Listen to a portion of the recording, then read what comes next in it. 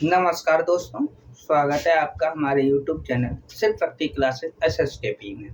आज हम बात करेंगे एडवर्ब की, जिसे आप हिंदी में क्रिया विशेषण बोलते हैं। यानी कि एडवर्ब से ही इसको परिभाषित किया जा सकता है। यानी एडवर्ब को हिंदी में, जैसे एडवर्ब जो लिखा है, इसको अगर हम एड को हटा दे तो क्या आपका बचता है वर्ब। यानी कहने का मतलब इसी से आपकी परिभाषा जो है वो निकलती है क्या। यानी ये वाक्य में ऐसे शब्द होते हैं जो वाक्य में वर्ब या अन्य एडजेक्टिव की विशेषता को बताएं। इसी तरीके से इसको 3 भागों में टोटल विभाजित किया गया है। नंबर 1 पर आता है आपका सिंपल एडवर्ब, नंबर 2 पे आता है आपका रिलेटिव एडवर्ब, नंबर 3 पे आपका आता है इंटरोगेटिव एडवर्ब। सिंपल एडवर्ब को हम जो है साधारण तरीके से क्रिया विशेषण बोलते हैं। उसी तरीके से नंबर 2 पर जो आता है रिलेटिव एडवर्ब, रिलेटिव एडवर्ब को हम हिंदी में जो है संबंध सूचक क्रिया विशेषण बोलते हैं। उसी तरीके से नंबर 3 पर जो आता है वो आपका आता है इंटरोगेटिव एडवर्ब। इंटरोगेटिव एडवर्ब को हम जो है प्रश्न सूचक क्रिया विशेषण बोलते हैं।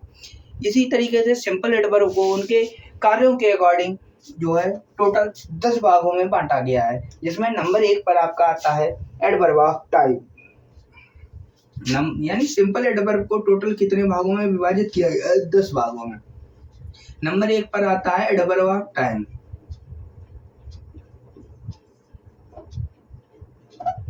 एडवर्ब ऑफ टाइम का मतलब ऐसे क्रिया विशेषण होते हैं, यानी ऐसे क्रिया विशेषण जो समय के संदर्भ में प्रयोग होते हैं, वो आपके एडवर्ब ऑफ टाइम में प्रयोग किए जाते हैं। इसमें जो वर्ड आते हैं वो आपके जो वर्ड आते हैं, जैसे डेली हो गया, सिंस हो गया, yesterday.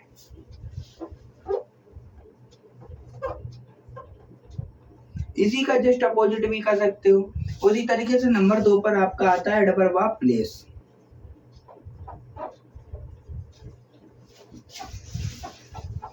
Adverb of place, place means होता है स्थान। यानी कहने का मतलब ऐसे क्रिया विशेषण जो किसी स्थान को बताएं, वो आपके क्या कहलाते हैं?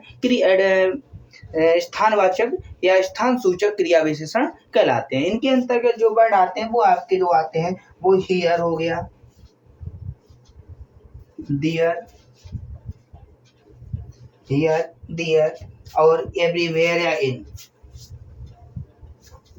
इनमें जो ज्यादातर उपयोग होते हैं ये 3 वर्ड उपयोग होते हैं। एक हियर हो गया, एक दियर हो गया, ये इन हो गया।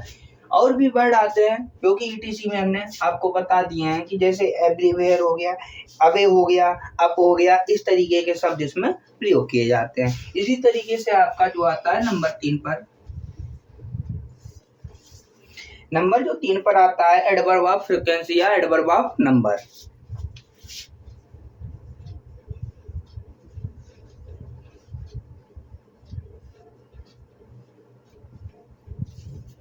नंबर मीन्स होता है संख्या। यानी कहने का मतलब संख्यावाचक जो क्रिया विशेषण होते हैं, यानी ऐसे क्रिया विशेषण जो किस मतलब उनकी संख्या को बताएं, वो आपके क्रिया विशेषण क्या कहलाते हैं? एडवर्ब ऑफ नंबर या क्रिया या फिर संख्या सूचक क्रिया विशेषण। इनके अंतर्गत जो वर्ड आते हैं वो आते हैं, जैसे अगेन हो गया,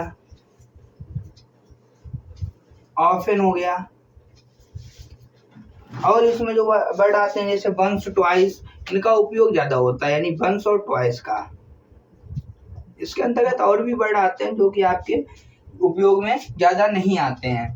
इसी तरीके से नंबर 4 पर जो आपका आता है वो आपका आता है adverb of manner. Manner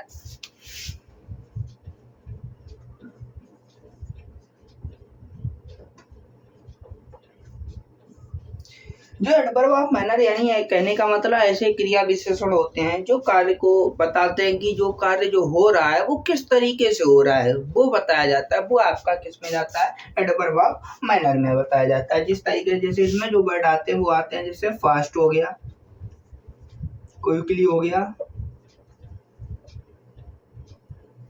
slowly हो गया।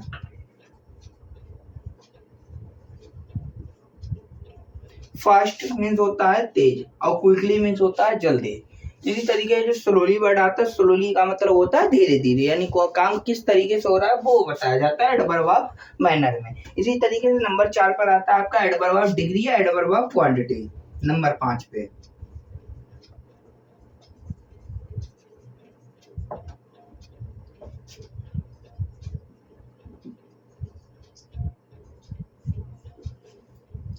ये जो एडवर्ब ऑफ डिग्री या क्वांटिटी आता है, ये कहने का मतलब ये एडवर्ब ऐसे होते हैं जो मात्रा को बताएं, जो क्रिया विशेषण जो है मात्रा को बताएं, वो आपके एडवर्ब ऑफ क्वांटिटी में जाएंगे। इसमें इसके अंतर्गत जो वर्ड आते हैं वो आपके आते हैं, जैसे फुल्ली हो गया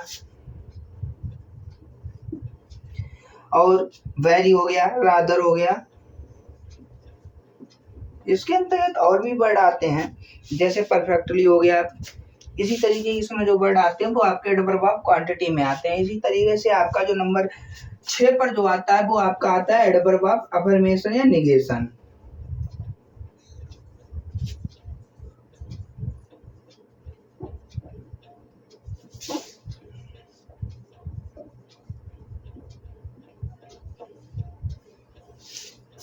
अफर्मेशन को हिंदी में बोला जाता है सकारात्मक, यानी कहने का मतलब पॉजिटिव तरीके से, और निगेशन को हिंदी में बोलते हैं नकारात्मक, यानी कहने का मतलब ये सकारात्मक तरीके से काम किया गया या नकारात्मक तरीके से किया गया, ये इस तरीके के बताते हैं। वो आपके जो शब्द आते हैं वो आपके एडवर्ब ऑफ अफर्मेशन और निगेशन में उपयोग किए जाते हैं। इसमें जो वर्ड आते हैं वो आपके आते हैं, जैसे श्योरली,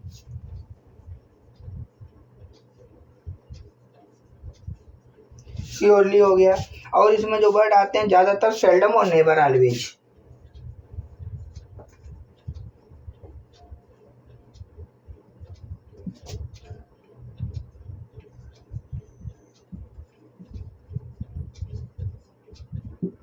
ETC। इसी तरीके से आपका नंबर 7 पर जो आता है वो आता है एडवर्ब ऑफ रीजन।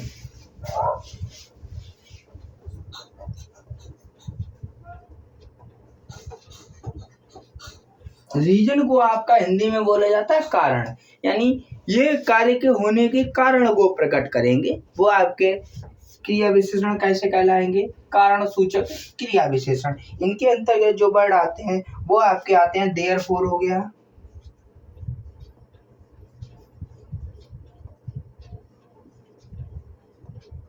हेंस हो गया, देंस हो गया।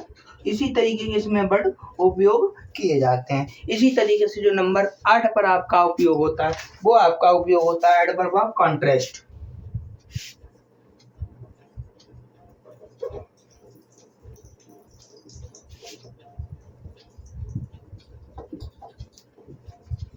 कॉन्ट्रास्ट का मतलब होता है विरोधाभास, यानी कहने का मतलब किसी के प्रति आप जो है घृणा का भाव रखते हैं, वो कॉन्ट्रास्ट में आपका उपयोग होता है। यानी कहने का मतलब ऐसे किस तरीके से परिभाषित करेंगे, यानी ऐसे क्रिया विशेषण जो विरोधाभास को उत्पन्न करें वो आपके क्या कहलाते हैं, एडवर्ब ऑफ कॉन्ट्रास्ट में कहलाते हैं। इसके अंतर्गत जो वर्ड आते हैं, जैसे हाउएवर,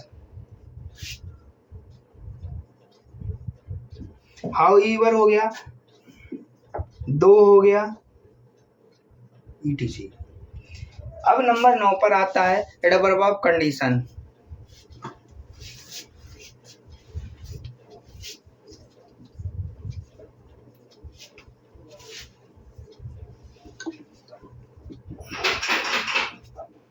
एडवर्ब ऑफ कंडीशन जो होता है ये जो भी वाक्य होता है उसमें शर्त को प्रदर्शित करते हैं, यानी कहने का मतलब है ऐसे क्रिया विशेषण जो शर्त का भाव रखें वो आपके एडवर्ब ऑफ कंडीशन कहलाते हैं।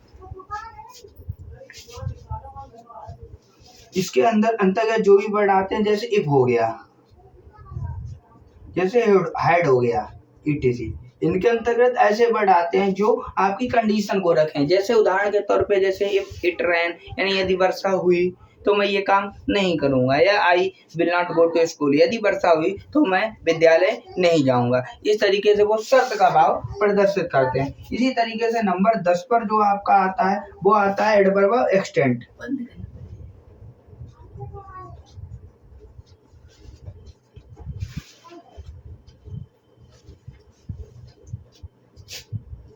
जो एडवर्ब ऑफ एक्सटेंड होता है ये वाक्य में कार्य की हद को व्यक्त करते हैं, यानी कार्य जो हो रहा है वो किस हद तक हो रहा है। जैसे कभी कभी उदाहरण के तौर पे किसी से आपकी लड़ाई हो जाती है तो वो आप इस तरीके से कहते हो कि आप हद में रहिए अपने, उसी तरीके से ये जो है अपने कार्य की हद को बताते हैं। यानी कौन से एडवर्ब, वो एडवर्ब ऑफ एक्सटेंड। इसमें जो है वर्ड जो उपयोग किए जाते हैं, जैसे सो हो गया, आपका फार हो गया,